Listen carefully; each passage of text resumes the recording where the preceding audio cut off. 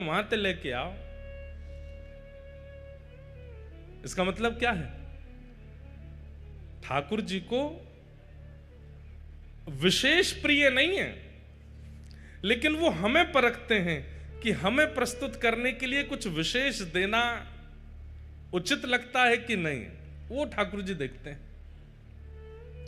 अब चंदन यात्रा पे आप अपने घर पे चंदन घिस के लगा दो ठाकुर जी को, ठाकुर जी कहेंगे ठीक है, काम चलाओ तो कर ही दियो काम। लेकिन आप पूरी उसकी व्यवस्था करो, वहां से जल मंगा रहे हैं, वहां से कपूर मंगा रहे हैं, वहां से केसर मंगवा रहे हैं, 4 आदमियों को भेज के कर रहे हैं, स्वयं जाकर के कर रहे हैं, उससे ठाकुर जी और ज्यादा प्रसन्न होते हैं। देखो मेरे सुख के काजे कितना श्रम कर रहे हो है। हमारे गिरधर लाल जी की स्नान यात्रा पर स्नान होता है। अब स्नान यात्रा, स्नान कराना है, टोंटी का जल भरो, करा दो स्नान, उसमें थोड़ा केसर आदि डाल दो, करा दो स्नान। नहीं,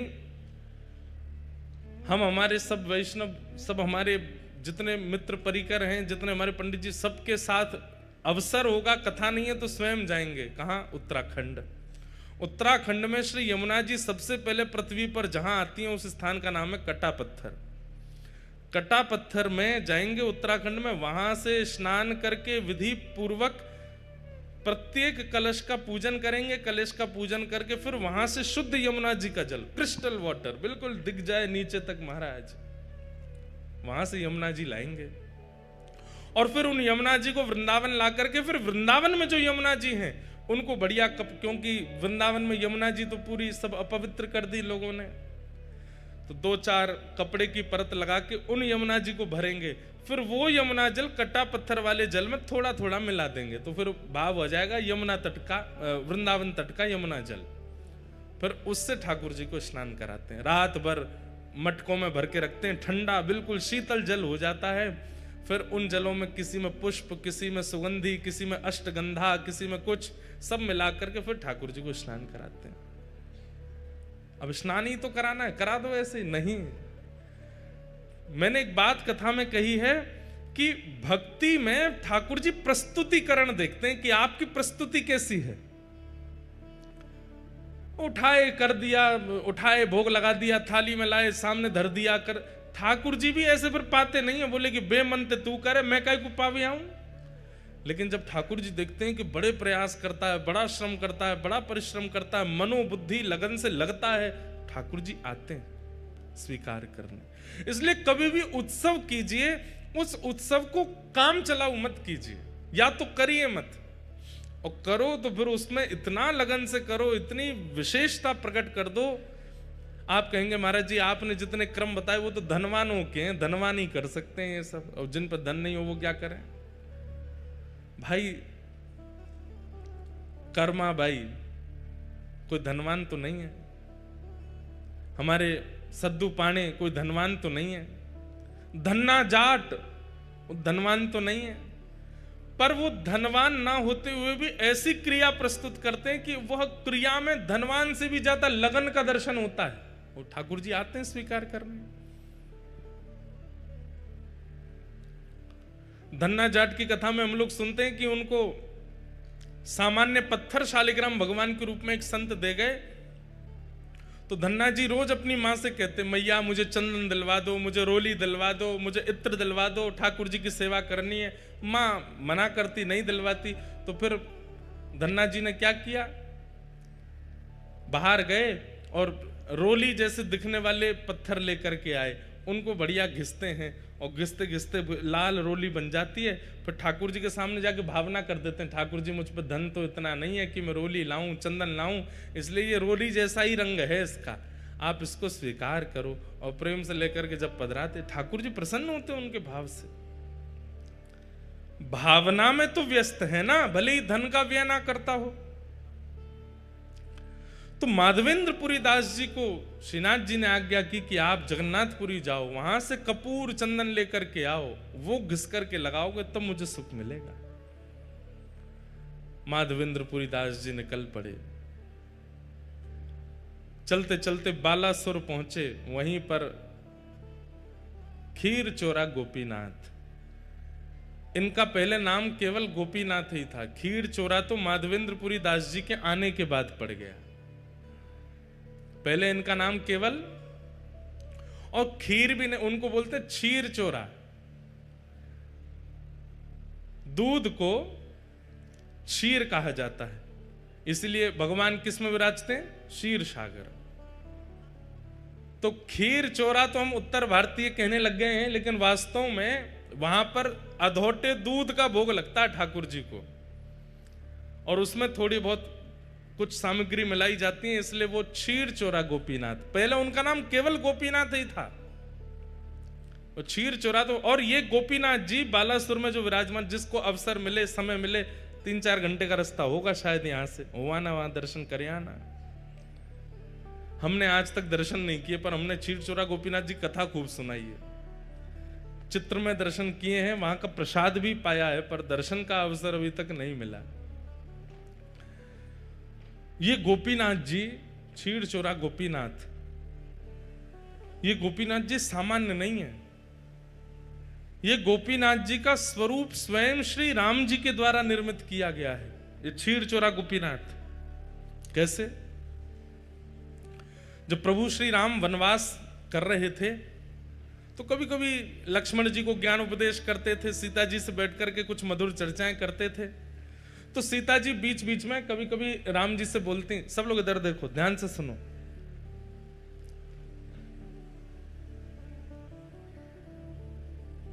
राम जी से कहती,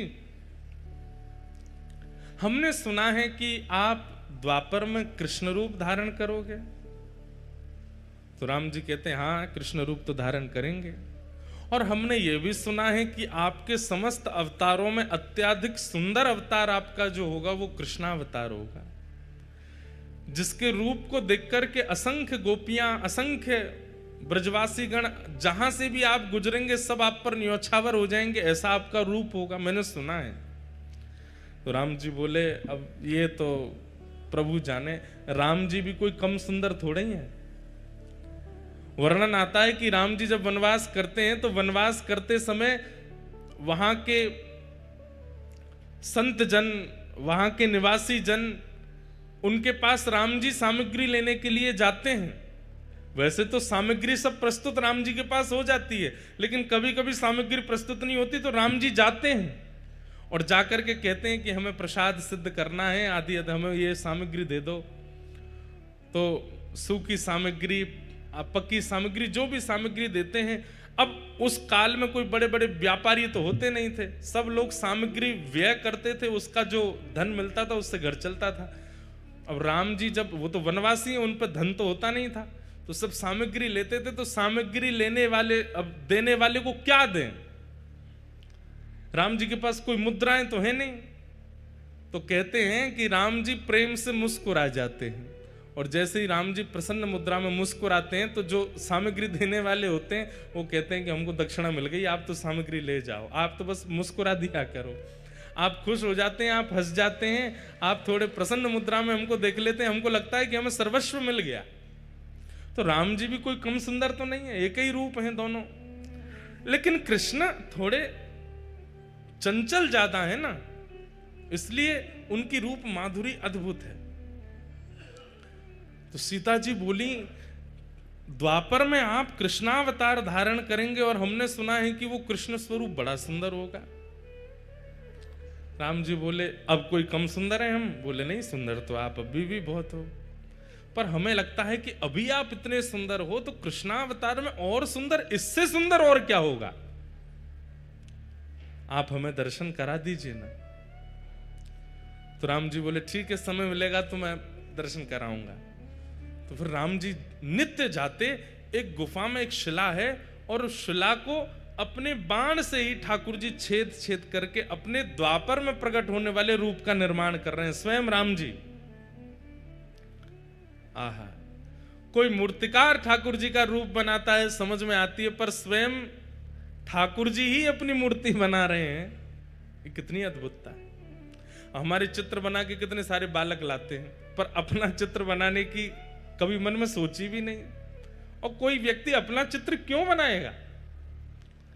लेकिन यहां श्री राघव जी अपना चित्र बना रहे हैं। ऐसे नेत्र हैं, ऐसे कान हैं, ऐसी नासिका है, ऐसे अधर हैं, जैसे हैं बिल्कुल वैसे बना रहे हैं, ऐसी ठोड़ी है, और बड़ी लगन के साथ अपने सर्वांगीण रूप को निर्माण कर रहे हैं, जो अभी प्रकट हुआ ही नहीं है, द्वापर में होगा, उस रूप को त्रेता में प्रकट कर रहे हैं राघव जी। किस लिए? सीता जी को दर्शन कराना है।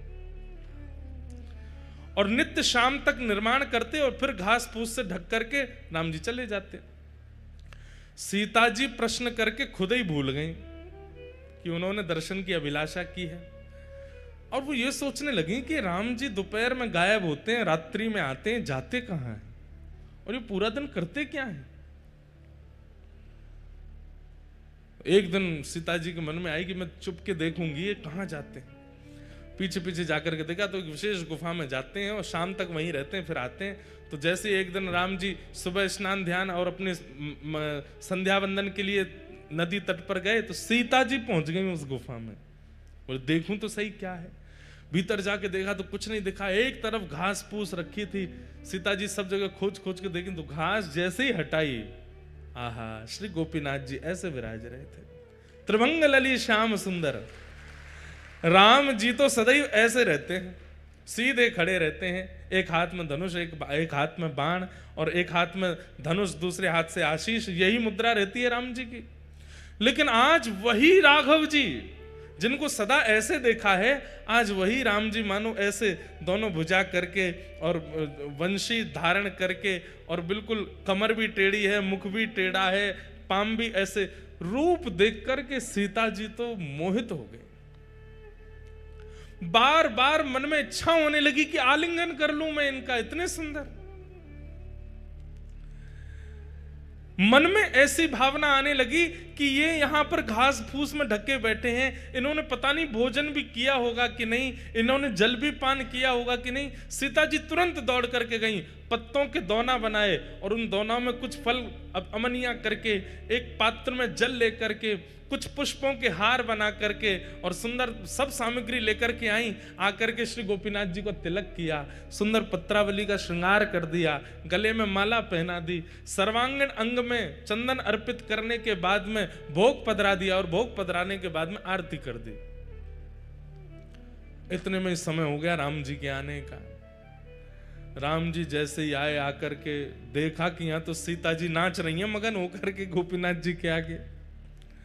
राम जी बोले, देवी ये आपने क्या कर दिया? अरे ये देखो कितने सुंदर हैं, हमें तो आपने सारे तीर्थों में सब स्थान देवताओं के दर्शन कराए, इन देवता का दर्शन क्यों नहीं कराया हमको? ये बेचारे घास फूस में ढके रखे थे, हमने इनका भोग लगा दिया, माला पहना दी, चंदन पधरा दिया। राम जी बोले, देवी ये कोई स्थान देवता नहीं थे, तो आपने हमसे जिज्ञासा की थी कि द्वापर के रूप का दर्शन कराओ, तो मैं अपने हाथ से ही अपना रूप बना रहा था, ये मेरे द्वापर का स्वरूप है। सीता जी बोली, ये आपके द्वापर का स्वरूप है? बोले, जी यही श्री कृष्ण है। सीता जी तो भाव विह्वल हो गए, बोले कि आप वचन दीजिए। बोले, क्या? आप अकेले नहीं आएंगे द्वापर में, द्वापर में एक रूप से तो मैं लक्ष्मी ही आपकी परांबा जगदंबा रुक्मणी बनकर के आऊंगी, पर इस रूप का आस्वादन करने के लिए आपको मुझे पूर्व में भी बुलाना पड़ेगा। उसमें मैं केवल आपको देखूंगी, आपका प्रेम स्वीकार करूंगी, आपको देखकर के नृत्य करूंगी, आपको देखकर बस मेरी एक ही क्रिया होगी, ना भोजन करना, ना जलपान करना, ना शयन करना, केवल आपको देखना। तब राम जी बोले, ठीक है, आप ही साक्षात किशोरी जी के रूप में प्रकट हो जाना, श्री राधा रानी बन करके आ जाना और मेरे रूप लावण्य का खूब सुख लेना। लेकिन देवी तुमने इनका तिलक क्यों कर दिया, इनको माला क्यों पहना दी, इनको? बोले, क्यों? अभी ये पूरे बने नहीं है, अभी मुझे और निर्माण करना है, अभी ये पूर्ण रूप से सिद्ध नहीं हुए, अभी थोड़ी बहुत। तो सीता जी बोली, ये इतने सुंदर हमारे प्राण हरण कर रहे हैं, इससे भी अधिक आपको इनको बनाना है तो इनको अधूरा ही रहने दो, फिर तो हम इससे अधिक जो विशेष रूप है वो तो द्वापर में ही देखूंगी मैं, क्योंकि इनको देख करके जब मेरा मन इतना आनंदित हो रहा है तो फिर पूर्ण रूप कैसा होगा। वही श्री राघव जी के द्वारा निर्मित शिला पर जो ठाकुर जी का स्वरूप है, वही बालास्वर में श्री गोपीनाथ जी के रूप में विराजमान है, जिन्हें क्षीर चोरा गोपीनाथ कहते हैं। पर वो क्षीर चोरा कब बने? जब माधवेंद्रपुरी दास व्रजमंडल से आ रहे हैं जगन्नाथपुरी चंदन लेने के लिए। बीच में जैसे ही गोपीनाथ जी का मंदिर पड़ा, माधवेंद्रपुरी दास जी पहुंच गए, जाकर के आहा भुजा उठा करके नृत्य कर रहे हैं, नृत्य कर करके गा रहे हैं, गोपीनाथ जी का दर्शन करके आनंदित हो रहे हैं। नित्य 11-12 सकोरों में, मिट्टी के पात्रों में ठाकुर जी को क्षीर का भोग लगाया जाता है और वही भोग सारे दर्शनार्थियों को बांटा जाता है। लेकिन माधवेंद्र जी अकिंचन दूर खड़े थे, सब में बट गया, लेकिन माधवेंद्र जी को नहीं प्राप्त हो पाया। आप 3-4 दिन से भूखे प्यासे और थे और आपका एक स्वभाव और था।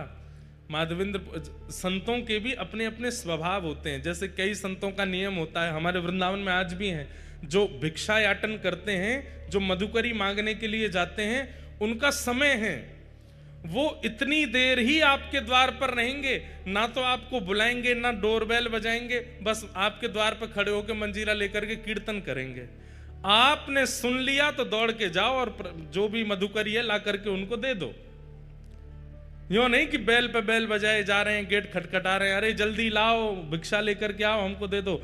ब्रज में ऐसे संत नहीं रहते। ब्रज में क्या है, मंजीरा लेकर के जाएंगे, आपके द्वार पर खड़े होकर के हरे कृष्ण हरे राम या राधे कृष्ण राधे श्याम, जो कीर्तन प्रिय लगेगा वो कीर्तन करेंगे। उसका भी उनका समय बंधा हुआ है, 3 मिनट 4 मिनट 5 मिनट, उतनी देर ही कीर्तन करेंगे। उतनी देर में आपने कुछ दे दिया तो ठीक, नहीं तो भूखे ही चले जाएंगे और जाकर के भूखे ही सो जाएंगे, मांगेंगे नहीं।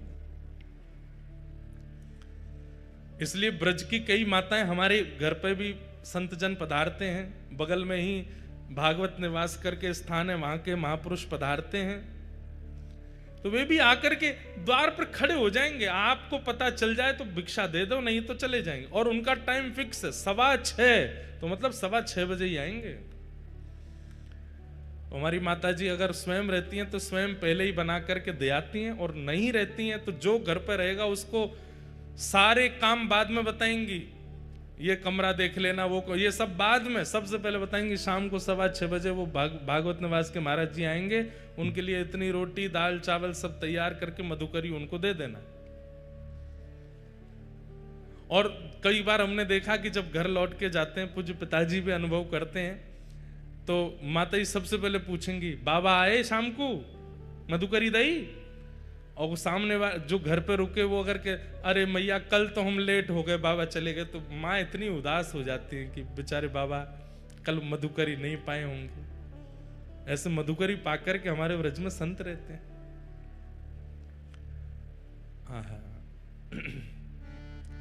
श्री माधवेंद्रपुरी दास जी, उनका नियम है कि वो अयाचक हैं। भूख लगेगी प्यास लगेगी लेकिन मांगेंगे नहीं, कोई स्वयं दे जाए तो छोड़ेंगे नहीं तो पालेंगे। और वही माधवेंद्रपुरी दास जी भूखे तो थे लेकिन गोपीनाथ जी का दर्शन करके नृत्य कर रहे थे। पुजारी जी सबको बांट रहे थे, लेकिन माधवेंद्रपुरी दास जी पीछे खड़े, तब तक पहुंचे तो सारा भोग बट गया, उनको नहीं मिला। प्रणाम करके दंडवत करके नृत्य करते हुए दूर बाहर जाकर के एक वृक्ष के नीचे माधवेंद्रपुरी दास जी बैठ गए। बंधुओं, हम लोगों से अपराध गलती हो जाती है, पर ठाकुर जी सब याद रखते हैं। अर्धरात्रि में ही श्री गोपीनाथ जी ने दर्शन दिए, किसको? पुजारी जी को। और पुजारी जी के स्वप्न में जाकर के बोले सुनो, बोले हाँ, आज इतने सारे रसिक जन दर्शन करने के लिए आए, सबको तुमने हमारी क्षीर प्रसादी बांट दी, पर पीछे एक ब्रजमंडल के माधवेंद्रपुरी दास जी खड़े थे, उनको तुमने कुछ नहीं दिया। तो पुजारी जी बोले जय जय, अपराध हो गया, हमसे गलती हो गई, हमको याद नहीं रहा। अब तो कल क्षीर बनेगी, रात्रि में भोग लगेगा तब दे दूंगा। अरे बावड़े, वो 5 दिन के भूखे हैं और कल और उनको भूखा रखोगे और रात्रि में जाके क्षीर को भोग दोगे, इतनी प्रतीक्षा वो कैसे करेंगे? तो प्रभु आप ही बताओ क्या करें फिर। दोपहर में राजभोग का प्रसाद दे देंगे, मंगला भोग का बोले वो सब नहीं, जो हमारे क्षीर भोग प्रसाद में सुख है वो राजभोग और मंगला में नहीं है, वही देना था उनको। पुजारी जी कान पकड़ने लगे, बोले आज तो अपराध हो गया, क्षमा करो। ठाकुर जी बोले नहीं, अभी उठो, स्नान करो, मंदिर खोलो और भीतर जाओ, वहां से क्षीर भोग लाओ। बोले क्षीर भोग तो सबरो बट गयो, कुछ बचा ही नहीं है, कहां से लाऊं? बोले मंदिर में आके देखो तो सही, एक पात्र रखा है। स्नान ध्यान करके मंदिर में जा करके देखा तो महाराज वहां पर कोई पात्र दिखा नहीं। पुनः नेत्र बंद करके ठाकुर जी से कहे कहां है पात्र, आज्ञा तो करो। बोले हमको पता था कि तुम सब में बांट दोगे, माधवेंद्र जी को छोड़ दोगे, इसलिए हमने पहले ही एक सकोरा उठा के अपनी जेब में रख लिया है, हमारी जेब टटोलो। जैसे ही पुजारी जी ने ठाकुर जी की जेब देखी तो एक जेब में सकोरा धरा था खीर का। निकालते ही पुजारी जी के नेत्र सचल हो गए। बोले आप गोपीनाथ नहीं हो, आप चित चोरा गोपीनाथ नहीं हो, आप माखन चोरा गोपीनाथ नहीं हो, आप तो क्षीर चोरा गोपीनाथ हो। अपने भक्त को देने के लिए चोरी करते हो। ठाकुर जी बोले अब विलंब नहीं करो, मेरा पेट मेरे सामने भोग पधराने से नहीं भरता है। मेरे सामने पधराई हुई वस्तु जब मेरे भक्तों को पवाई जाती है तब मुझे शांति मिलती है, तब मुझे आनंद मिलता है। जब तक माधवेंद्र जी को प्रसाद नहीं मिलेगा मुझे नींद नहीं आएगी। जल्दी जाओ पवा दो। पुजारी जी दौड़े गए। रात्रि के 2-3 बजे होंगे, तब घड़ी तो नहीं थी पर अर्धरात्रि हो रही थी और माधवेंद्र जी नेत्रों से अश्रु प्रवाह एक वृक्ष के नीचे बैठे। पुजारी जी दौड़ करके गए और जाकर के कहा माधवेंद्र पुरी दास आप ही हैं क्या? माधवेंद्र जी बोले आपको हमारा नाम कैसे पता? बोले भैया किसी का परिचय सेठ कराते हैं, किसी का परिचय नगरवासी कराते हैं, पर आपका परिचय तो स्वयं श्री गोपीनाथ जी ने दिया है, स्वयं ठाकुर जी ने आपका नाम बताया है। माधवेंद्र जी बोले वो मेरा नाम जानते हैं? बोले जी उन्होंने ही आपका नाम बताया। और आपको खीर भोग नहीं मिला था आज? बोले नहीं मिल पाया था, आपने सब में बांट दिया, हम तक पहुंच ही नहीं पाए। बोले लो ठाकुर जी ने आपके लिए खीर, और पूरी वृत्तांत बताया कि ठाकुर जी ने अपनी जेब में छुपा करके रखी आपको देने के लिए। आहा, माधवेंद्र पुरी दास जी तो वहीं नृत्य करने लगे, रुदन करने लगे, अश्रुपात होने लगा नेत्रों से। हाँ गोपीनाथ, प्राण गोपीनाथ, जीवन गोपीनाथ कहकर के रोने लगे। खीर भोग पाया। और ये कथा जब प्रातःकाल होती पूरे नगर में प्रसिद्ध हुई, नगर के बाद प्रांत में प्रसिद्ध हुई और पूरे भारत में प्रसिद्धि हो गई और ठाकुर जी का नाम बदल गया, खीर चोरा गोपीनाथ। उससे पहले त्रेता से लेकर के द्वापर तक वे केवल गोपीनाथ थे, लेकिन माधवेंद्र पुरी दास जी के आते उनका नाम क्षीर चोरा गोपीनाथ पड़ गया। बोलो क्षीर चोरा गोपीनाथ की। ऐसे प्यारे हैं प्यारे ठाकुर जी। ब्रजवासिन के मधुकरी पाम। जब मधुकरी का भाव बता रहे थे तो ये भाव मन में आ रहा था, तो मन में आया कि शायद जगन्नाथ जी कह रहे हैं कि ये भाव गाओ। वृंदावन में 3 काम प्रधान हैं, आओ मेरे साथ गाओ। किशोरी जी से प्रार्थना करो। राधिका रानी जी, वृषभानु दुलारी जी, राधिका रानी जी, वृषभानु दुलारी जी। ओ राधिका रानी जी, वृषभानु दुलारी जी, राधिका रानी जी, वृषभानु दुलारी जी। ओ सुन लो अरज हमारी हमारी, रहूं ब्रज रज को पासे पासे। भाव से गाओ, करताल बजा के गाओ। हे उपासे रहूं ब्रज रज को पासे उपासे।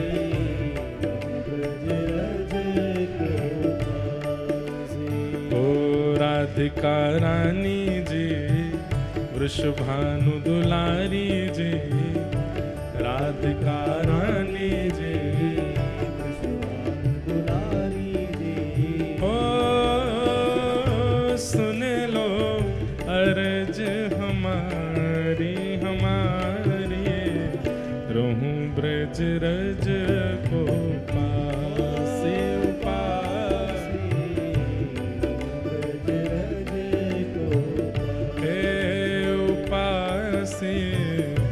रहूं ब्रज रज को पासे उपासे। बोलो वृषभानु दुलारी की।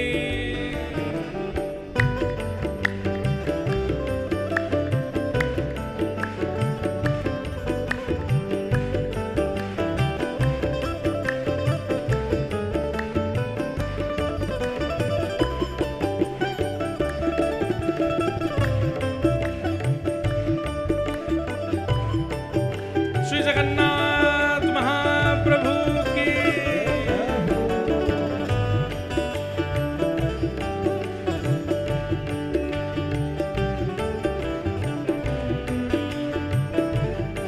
हमें ऐसा लगता है ये माधवेंद्रपुरी दास जी पर गोपीनाथ जी ने इतनी कृपा इसलिए की क्योंकि ये 3 क्रम जो इस पद में गाए गए हैं, ये तीनों क्रमों का पालन माधवेंद्रपुरी दास जी ने अनेक वर्षों तक किया। पहला क्रम, मंगला उठ यमुना तट जाऊं, मंगला उठ यमुना तट जाऊं, मंगला उठ यमुना तट जाऊं, मंगला उठ यमुना तट जाऊं, प्यारे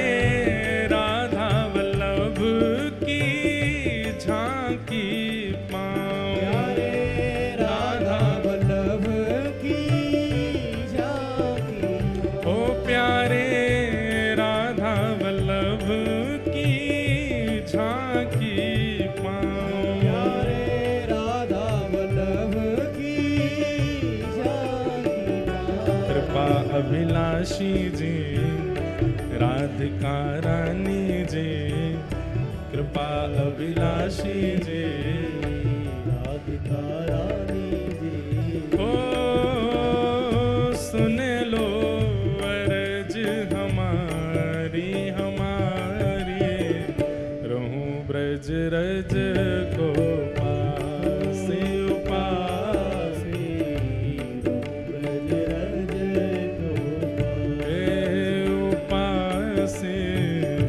रहूं ब्रज रज को पासे उपासे, ब्रज रज को। ओ राधिका रानी जी, वृषभानु दुलारी जी, राधिका रानी जी, वृषभानु दुलारी जी, ओ कीरत सुत प्यारी जी, बरसाने वारी जी, कीरत सुत प्यारी जी, बरसाने वारी जी, ओ सुन लो अर्ज हमारी हमारी, रहूं ब्रज रज को पासे, ब्रज रज को से, रहूं ब्रज रज को उपासे उपासे, ब्रज रज को। बोलो वृंदावन बिहारी लाल की।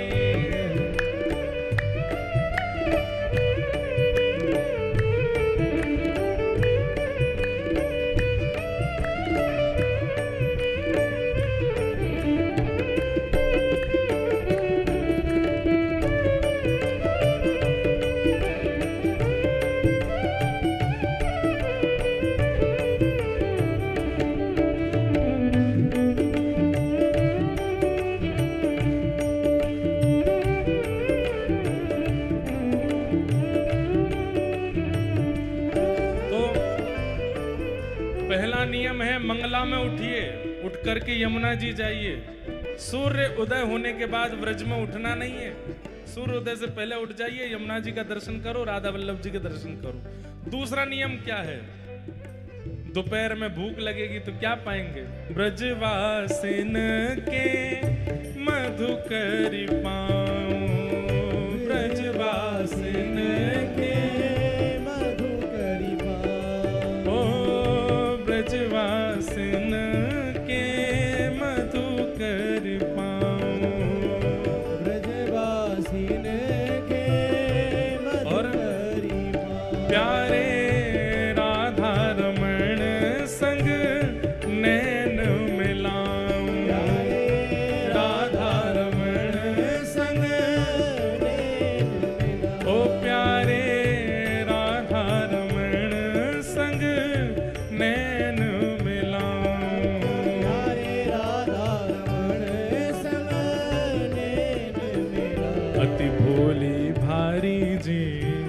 वृषभानु दुलारी जी, अति भोली भारी जी,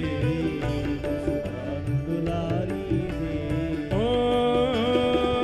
सुन लो अर्ज हमारी हमारी, रहूं ब्रज रज को पास पास,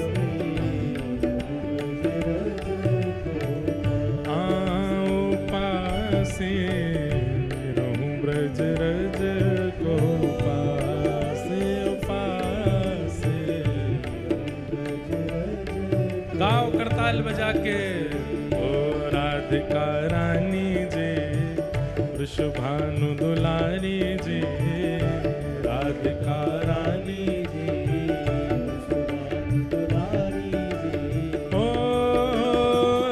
सुन लो अर्ज हमारी हमारी, रहूं ब्रज रज को उपासी उपासी, ब्रज रज को उपासी, रहूं ब्रज रज को उपासी। अच्छा, आपको एक बात बताएं, ये पद हमने लिखा था गोवा में। कहाँ लिखा था? गोवा। जहां जाकर के दुनिया उल्टे सीधे काम करती है, वहां पे भैया कमल तो कीचड़ में ही खिलता है ना। गोवा को हम कीचड़ नहीं बोल रहे हैं, गोवा को आप देखेंगे वहां पर विद्या साक्षात नृत्य करती है, बड़े बड़े संस्कृत विद्यालय हैं वहां पर। लेकिन गोवा की प्रसिद्धि इतनी विचित्र कर दी है लोगों ने। ये पद वहां प्रकट हुआ, इसलिए मुझे विश्वास हो गया कि श्री प्रियालाल जी यहां भी रमण करते हैं। लोग बाग उसका अनुभव नहीं कर पा रहे। इतना सुंदर भाव तीर्थों में प्रकट नहीं हो पाया, गोवा में जाकर के प्रकट हुआ। वृंदावन के 2 नियम सुन लिए, मंगला उठना, ब्रजवासियों के यहां से मधुकरी मांग करके पाना, और तीसरा नियम क्या है? व्रज में रह के क्या करना है? ओ रसिक जनन की सेवा पाऊं, रसिक जनन की सेवा पाऊं, सब ब्रजवासिन की सेवा पाऊं, सब ब्रजवासिन की क्या सेवा है? ब्रज की सबसे ऊंची सेवा कौन सी है? सोहनी सेवा। ब्रज में एक सोहनी ले लीजिए और रास्ते बुहारते चलिए, गलियां बुहारते चलिए। अरे कभी अवसर मिले एक बार हमारे कहने से करिएगा। हमारे पंडित श्री गया प्रसाद जी महाराज पूरा जीवन उन्होंने सोहनी करके व्यतीत कर दिया। प्रियालाल जी गोद में आकर के खेलते थे उनसे। क्यों? बोले तुम ब्रज को सुंदर बनाओ, तुम्हारो हृदय अति सुंदर है गयो है, हमें तुम बड़े प्रिय हो, इसलिए ब्रज में जाके सेवा करो। रसिक जनन की सेवा पाऊं, रसिक जनन की सेवा पाऊं, सब ब्रजवासिन की सेवा पाऊं, सब ब्रजवासिन की सेवा पाऊं, प्यारे बांके बिहारी के दर्शन पाऊं, प्यारे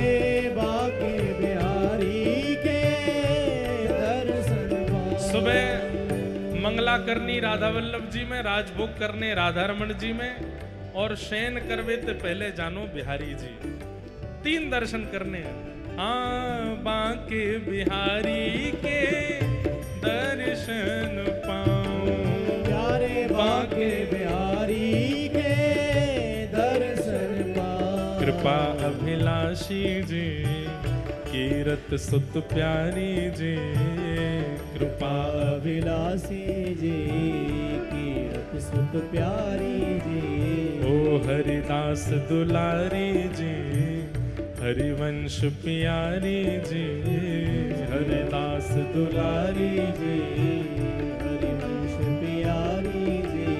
ओ सुन लो अर्ज हमारी हमारी, रहूं ब्रज रज को पासे पासे, ब्रज रज को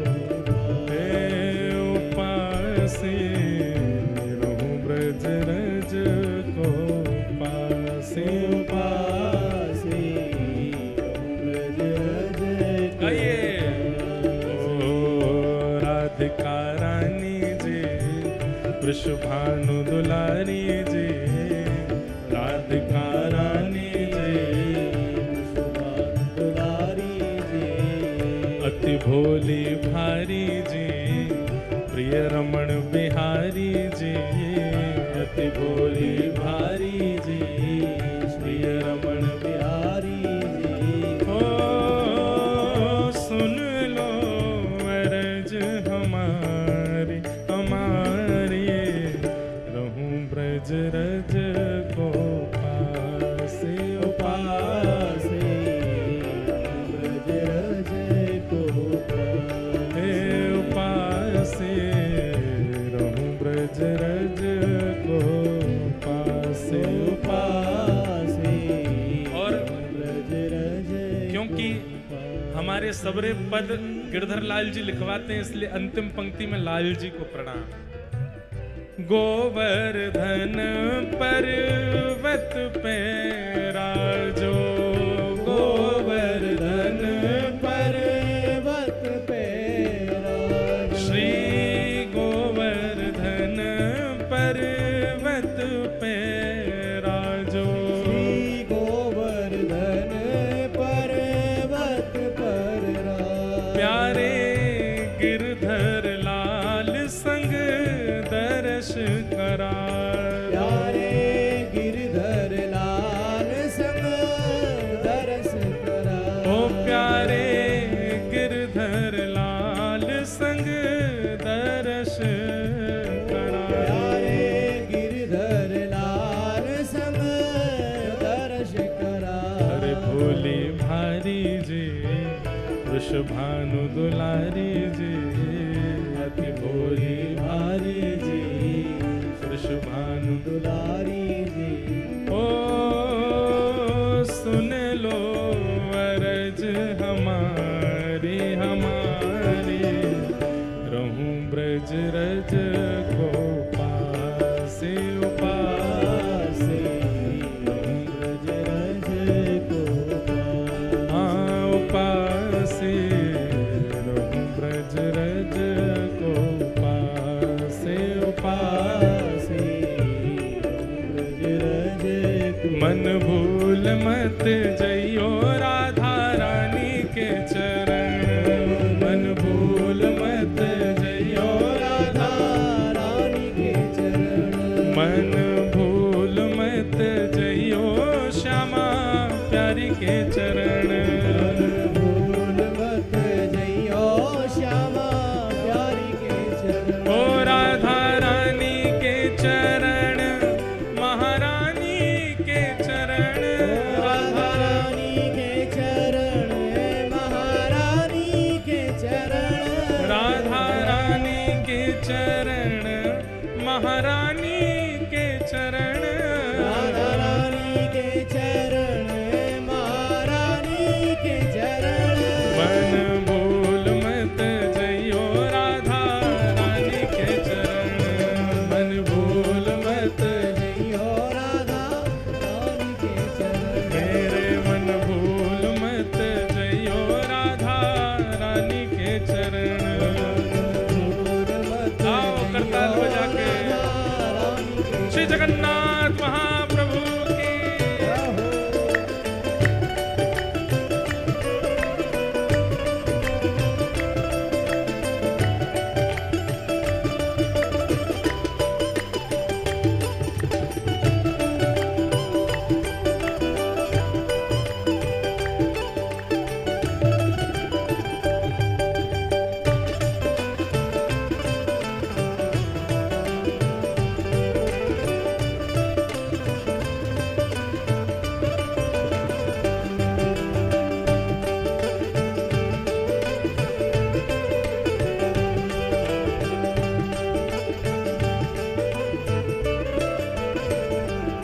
वृषभानु की किशोरी सुन गैया हूते भोरी। वृषभानु की किशोरी सुन गैया हूते भोरी। वृषभानु की किशोरी सुन गैया हूते भोरी। वृषभानु की किशोरी सुन गैया हूते आज भोरी। देखो श्री जगन्नाथ जी कौन है? ब्रजवासी और किशोरी जी के प्रेम में विगलित हो गए जब ठाकुर जी, तभी तो जगन्नाथ जी बने। आज उन्हीं महाप्रभु जगन्नाथ जी ने जैसे सुनी राधा नाम गायो जा रहा पंडाल में, तो अपने नरसिंह भाई जी को भेजा। यही ठाकुर जी की ध्वजा परिवर्तन करते हैं। और